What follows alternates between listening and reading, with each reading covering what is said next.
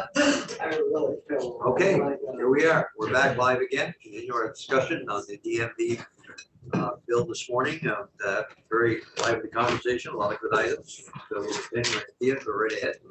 Take us where we left off. So you left off with me having mentioned that the language in section 20 would repeal what is applicable to one permit that is issued, and then it would be adding in section 21 the same language. It would be applicable to all of the permits that are issued under the subchapter, and then expanding it to say that you also could be carrying the permit electronically. Okay, questions, answers? Okay, thank you. Okay, we now get to a few sections related to title. I'm going to mention at the outset that these sections are all effective upon the completion of the commercial, or I'm going to get the name wrong, the vehicle phase of the modernization project, which is expected to be in November of 2023. So it's got a slightly different effective date language. It's not a date certain.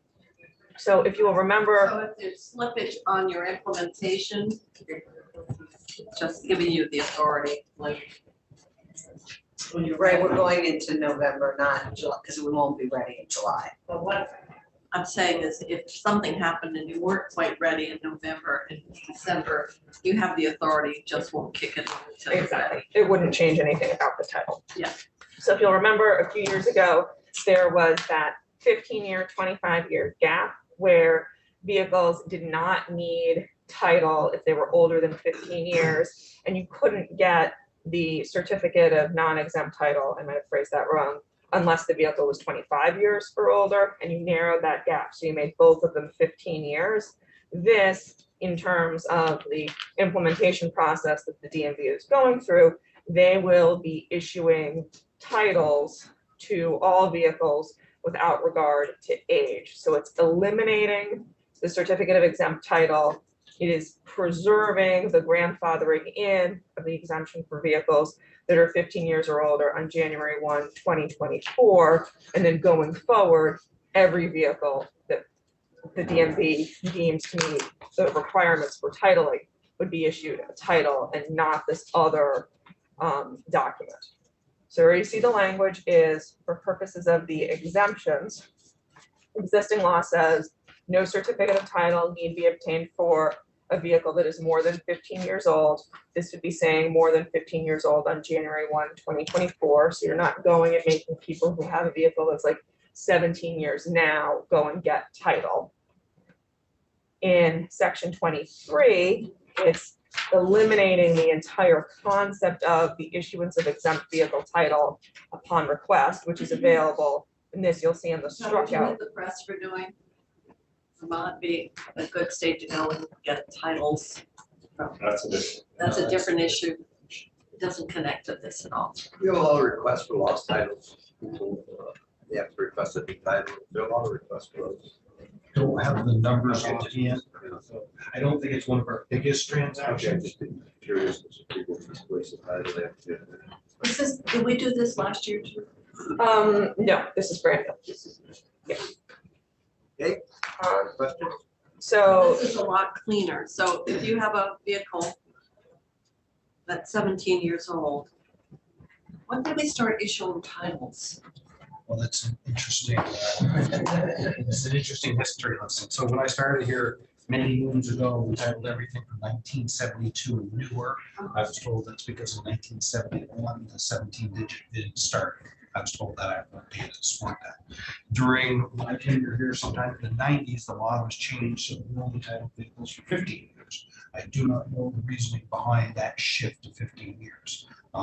There are some states like New Hampshire used to be at 10 years and they've slowly kind of come into up to 15 years. A lot of the other states are now moving towards titling all things. If you look at why we created exempt titles, it was for individuals that had older vehicles, you don't know any of those, that wanted a title certificate for their vehicle. And there was no way for the statute to allow for that to happen. So exempt titles were created. And what we're trying to do is move this to title everything. which then takes away the need for exempt titles. So we would issue titles on all vehicles that are registered from a day forward perspective, and then have the ability for if somebody should. You don't have to have a title change in yours. But if she wanted one, she could.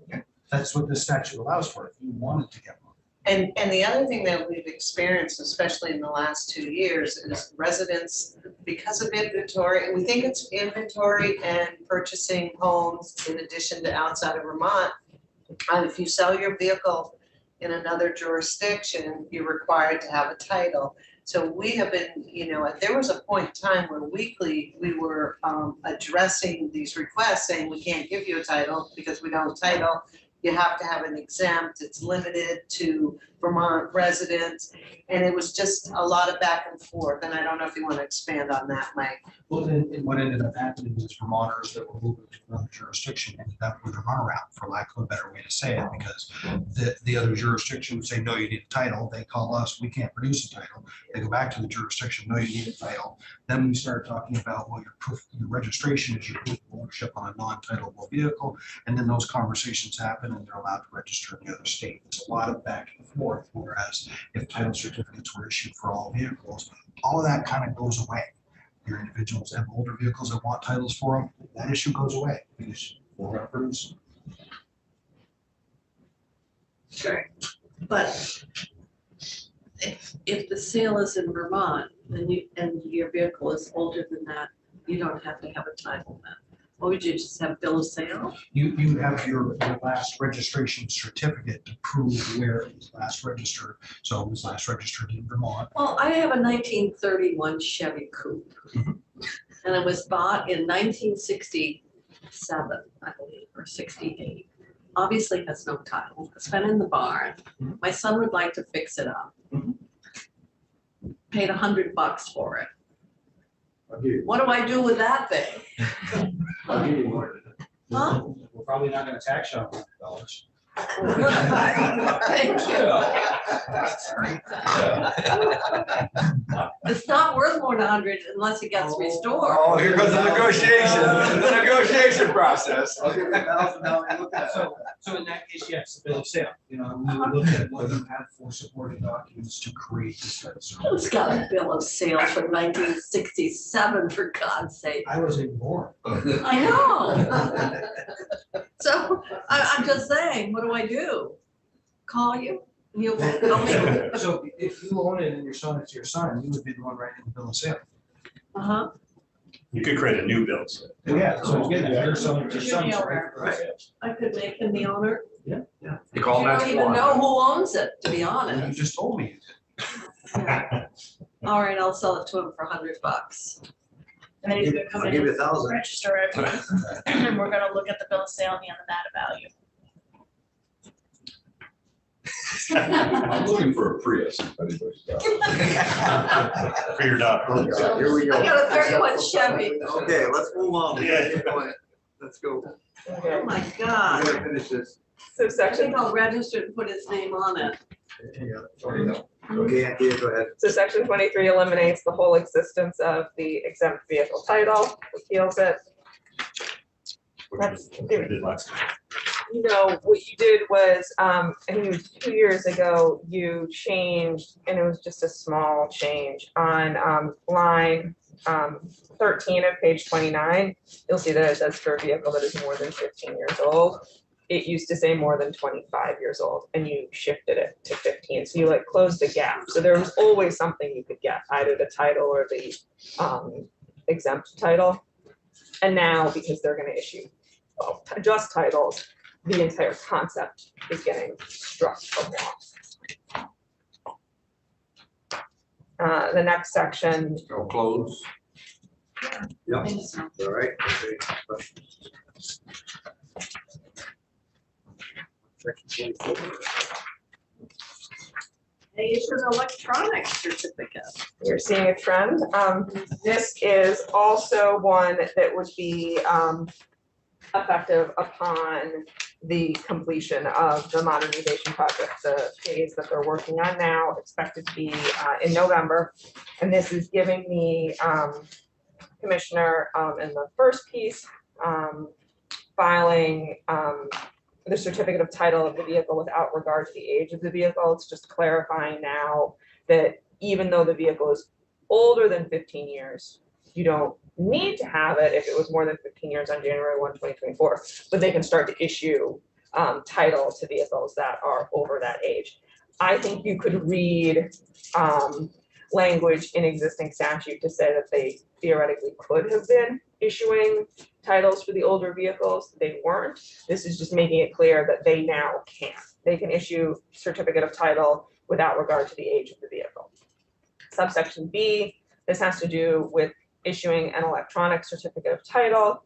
May, not shall, it's permissive, commissioner discretion, and the issuance of the electronic title would be provided if the applicant was entitled to the issuance of the certificate of title. So you can't somehow get the electronic one, even if you wouldn't have been eligible for the paper certificate of title. Where we were restricted, maintain at his or her central office, huh? Yeah, so getting rid of a little bit of that language that maybe contemplates physical records more than electronic records or a cloud system. So just doing some cleanup there.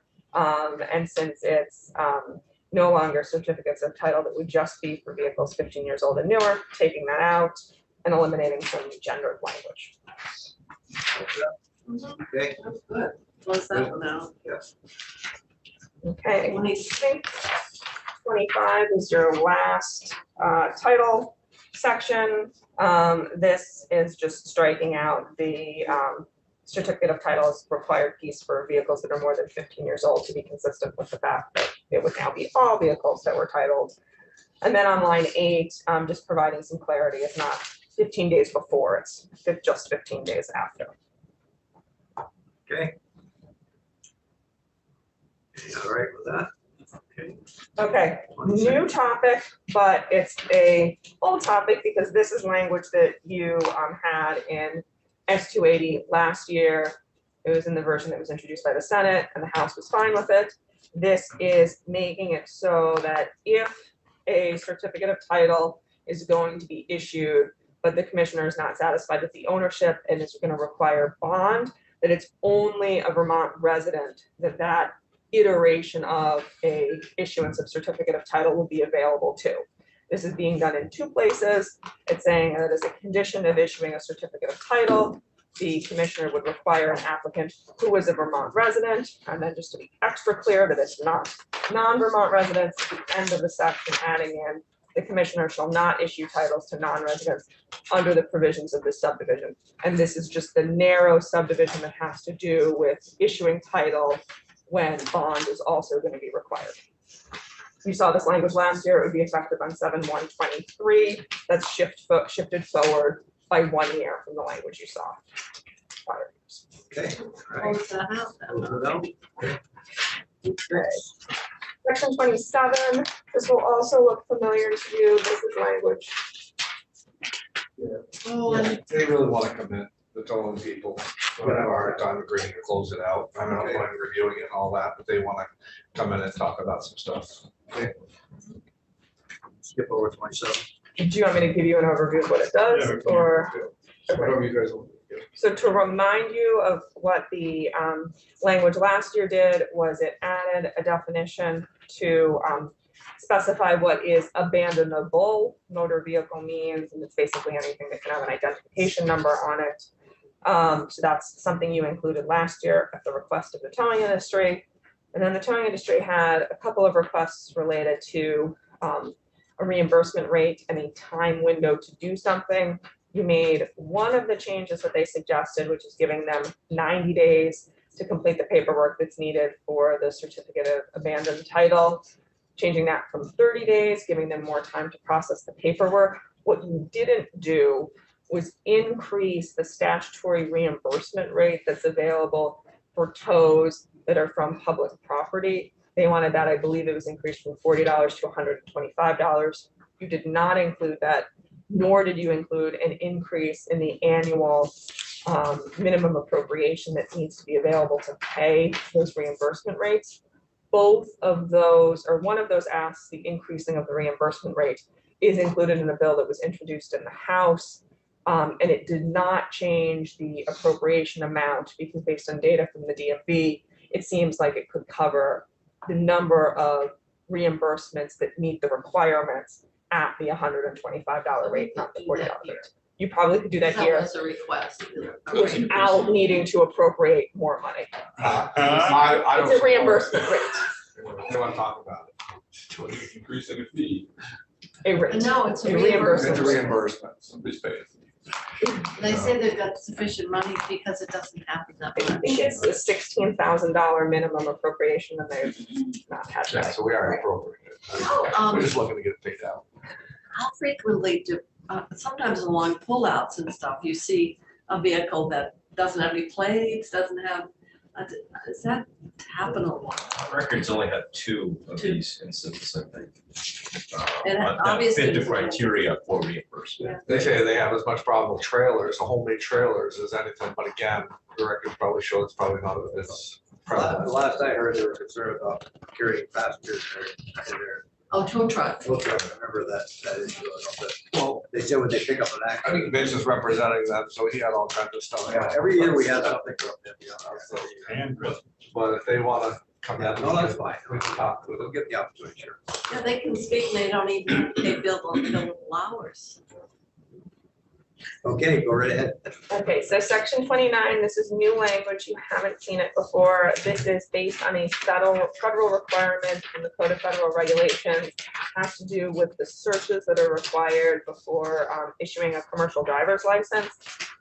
It becomes effective on a federal level on November 18th of 2024. This effective date would match, and it requires the commissioner to search the driver's license drug and alcohol clearinghouse, which is established under federal regulations, to look for, and it's adding to the things that need to be looked for by the commissioner, whether or not the applicant has a verified positive, adulterated, or substituted controlled substance test result, has an alcohol confirmation test with a concentration of 0.04 or higher, has refused to submit to a test in violation of federal regulations, or the applicant's employer has reported actual knowledge as it's defined that the applicant used alcohol on duty in violation of, again, we've got some more federal sites, used alcohol before duty, used alcohol following an accident, or used a controlled substance in violation of federal regulations.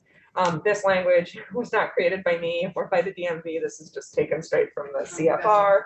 I think that this would probably be a requirement of the commissioner to do the search. And then the same language is repeated in terms of when the commissioner shall not issue a commercial driver's license if it has that same Is verified that new this year? results. It's new November 18th of 2024. Right, but we didn't have it in last. No, yes.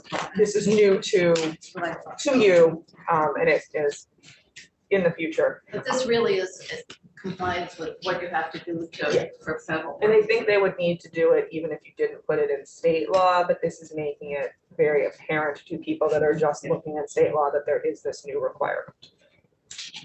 And this is part of the new national CDL changes, is that why? Yes.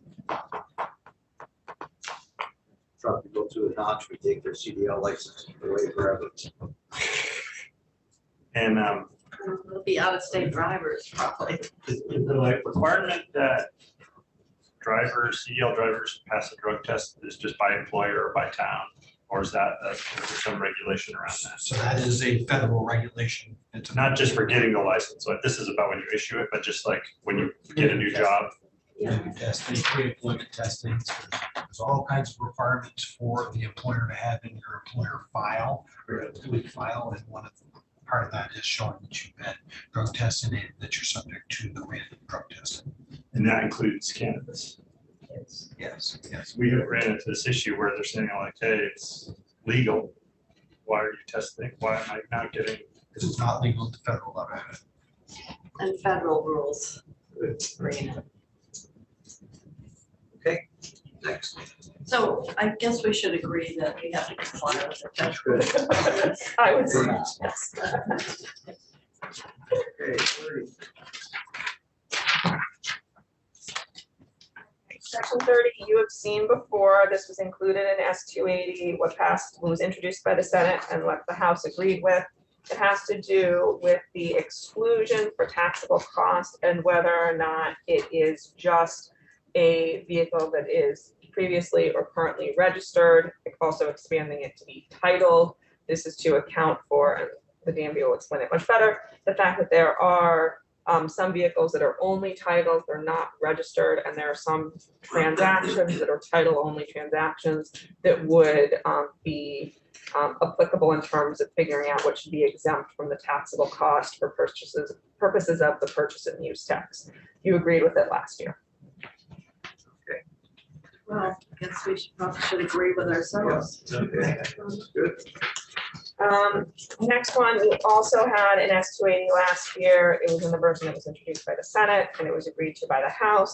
This is addressing what happens when someone moves to the state of Vermont from a state that imposes a state sales and use tax. Under current law, the tax won't be due in Vermont if the vehicle has been registered to the applicant for a period of at least 3 years. I'm gonna use Chris as my example here. When Chris moved from Pennsylvania, he would need to show that the vehicle had been registered to him for 3 years. This would just limit it to, it needs to be registered to the applicant for purposes of whether or not purchase and use tax has been owed in Vermont.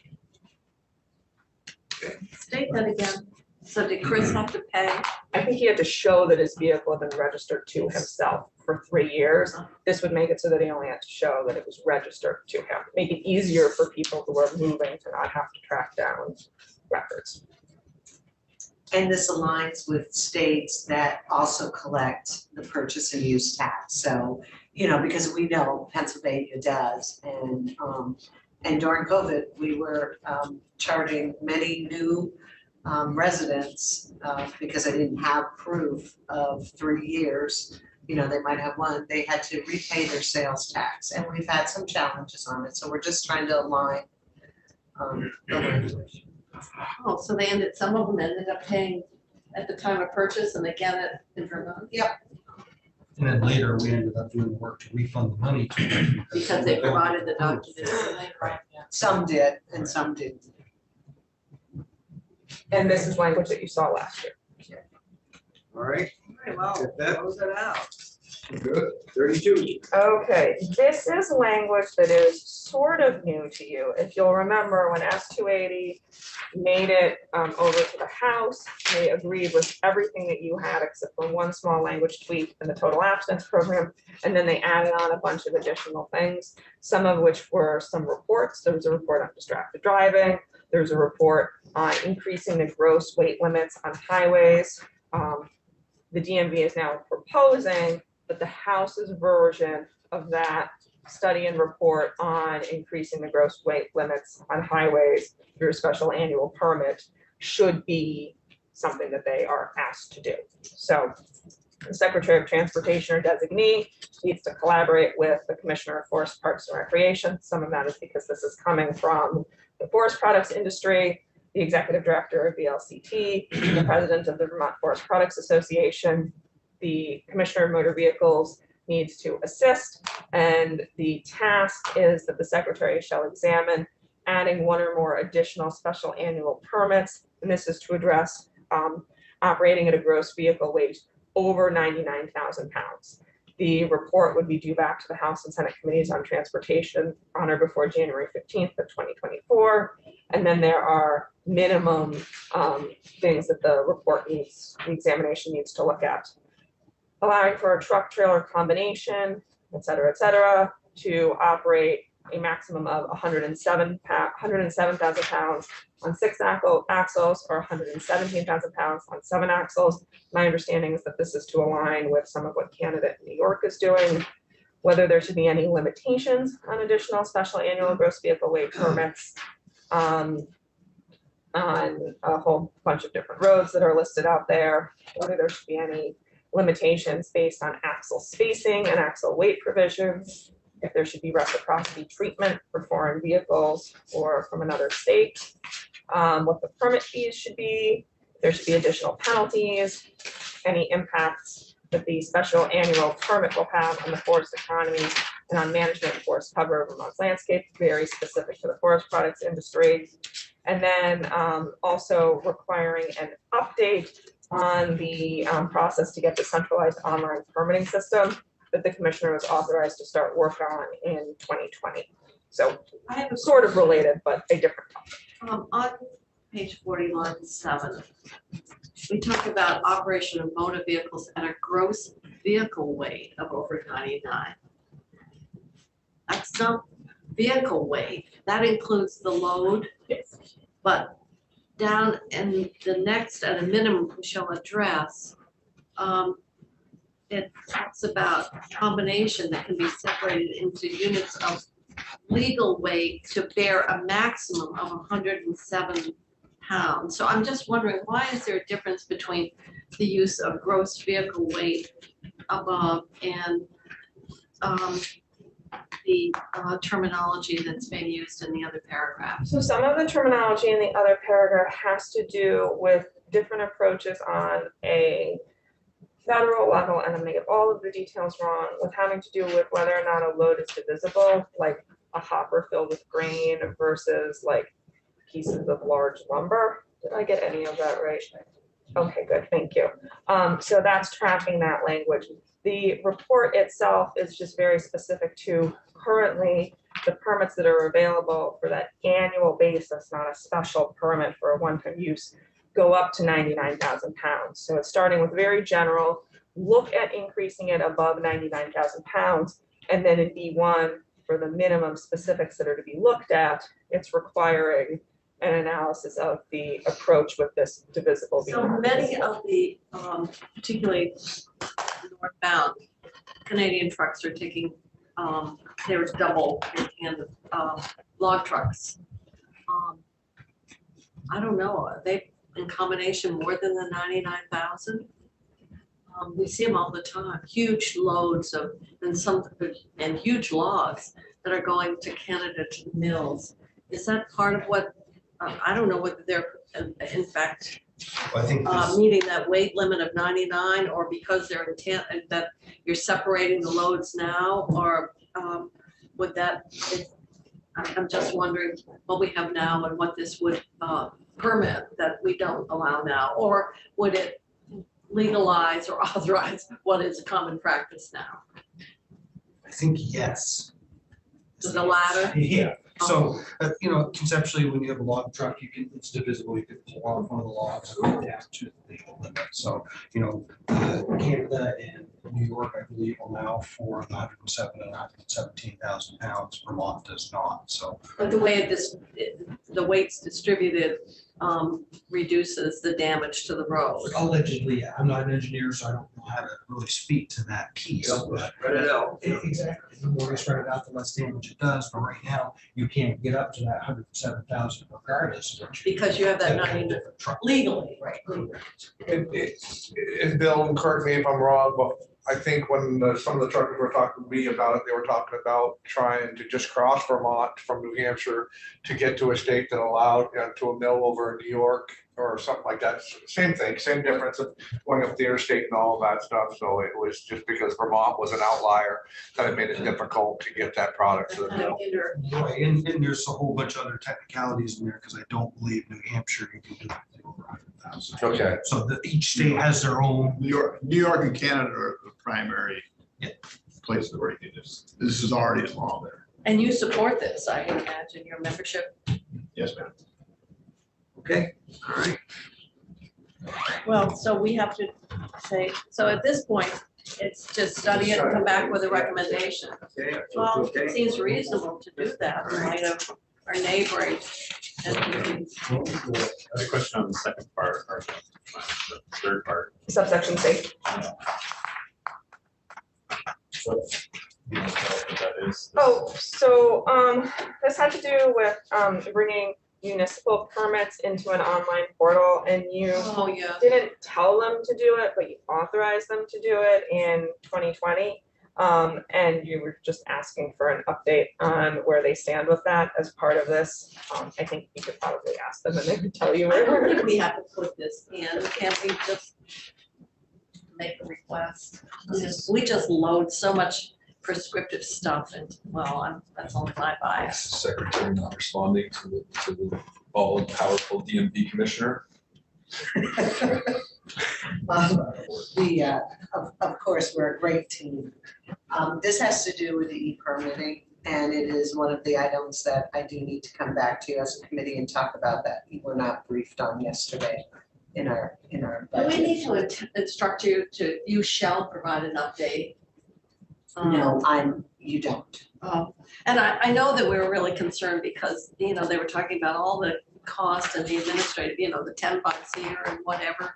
And the complexity of that, and so that hasn't gone away, it's just, I just see that as gratuitous language. So you want to take out subsection C, but go with A and B? And we'll get an update soon. Absolutely, and we will continue to keep you updated. All right, get that, trying to move along and finish this before we go on the floor here. I want to get this wrapped up. Okay. We're going through a 47-page bill on the warning center. Is that? Oh, he's a slave driver. Keep going. Okay, Go one. so the next few sections are all related to each other. This will take you to section 36, and it has to do with giving the Commissioner of Motor Vehicles flexibility in terms of implementing their operations as part of the modernization project. And if, as they are going through that process to implement all of that, they realize that there are parts of your statutes and their rules that are maybe not so great, it gives them the ability to ignore them or not withstand them, provided that they get approval from JTOC. So this would be like an expansion of what JTOC has the statutory authority to do at present. It's modeled off of language that was included in the T-bill before the IIJA that would have given the Agency of Transportation the ability to come to JTOC for approval or disapproval for a plan to use federal funding that was made available before the General Assembly was back in session. It was not utilized given the timing of the IIJA. It was for a limited purpose and for a time certain. This is also for a limited purpose and for a time certain, but it is creating sort of a new concept of a delegation of the General Assembly's authority to, in essence, let the DMV ignore and be inconsistent with statute, provided that they're alerting you, giving JTOC the ability to disapprove of it, and then coming up with a plan, a proposal in the subsequent miscellaneous motor vehicle bills to make statute then match practice that will be implemented through the modernization project. There is similar language that is proposed in the transportation bill that would relate to similar flexibility for purposes of the vehicle incentive programs that exist.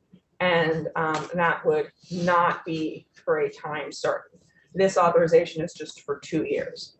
So subsection A is going to have all of your notwithstanding language. It's letting them notwithstand any provision of Title 23 or rules if the Commissioner of Motor Vehicles needs to make reasonable changes to any existing operations related to driver services as part of implementing their modernization project. I tend to not think of operations as in a regulatory construct or a statutory. I mean, it seems to me, just how you run from day to day.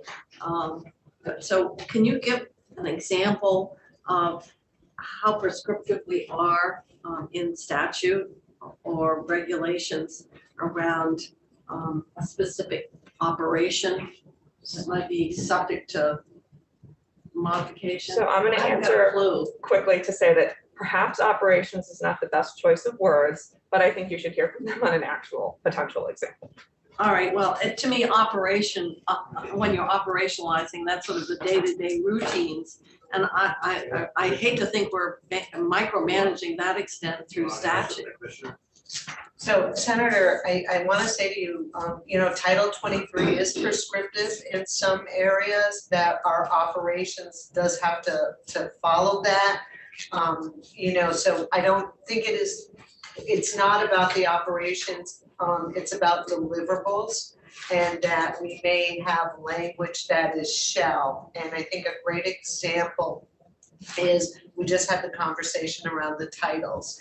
and the way the language was written for titles, we did not believe we had the ability, without coming to the legislature, to modify our process and utilize. Operations isn't the right word in my. And so that's where we're going. So I would agree, operations is probably not the right word. And really, the intent of this language, members of the committee, is lesson learned from implementing vehicle services. We're here today talking about getting authority from you to change statute so we can actually utilize the system and deliver to the consumer more efficiently. We can't design that system unless we have the legislative change. So what we've learned in our modernization process is that we have some items that we're gonna have to go back to. And going forward with driver services, and I believe, Anthea, this references that phase of the project, it is to be able to have a mechanism in between the session to come to you and say, this is the best solution for our process, the COTS solution, it aligns us with other states, and that's the intent. Well, I mean, obviously, if you're notwithstanding, that gives you the authority to notwithstand those requirements, so that are in law at this point. So it would allow them to notwithstand it, provided that JTOC gives them approval, and then there's a process where they need to submit it to JTOC. JTOC has 30 days to disapprove. If JTOC doesn't disapprove within 30 days, it's deemed approved. So it wouldn't force a JTOC to meet if it was something that sort of offline, you're like, yeah, we're fine with this. Okay, any other questions? All right. Well, changing the word operations, I think that's, we're really talking about the ability to notwithstand the statutory requirements for the purpose of this project. But We're changing the word. yeah, but What word? operations. I'll talk to the Okay. DMV and we'll figure out a replacement word. Okay. So it's got the process. No, not quite. We're gonna- So I just, a few more things to just mention here. So the Commissioner of Motor Vehicles needs to propose for inclusion in the 2024 and 2025 miscellaneous motor vehicle bills, any amendments that would come up based on this process. And I think operations might need to change as well in subsection C, and we'll work with the DMV there.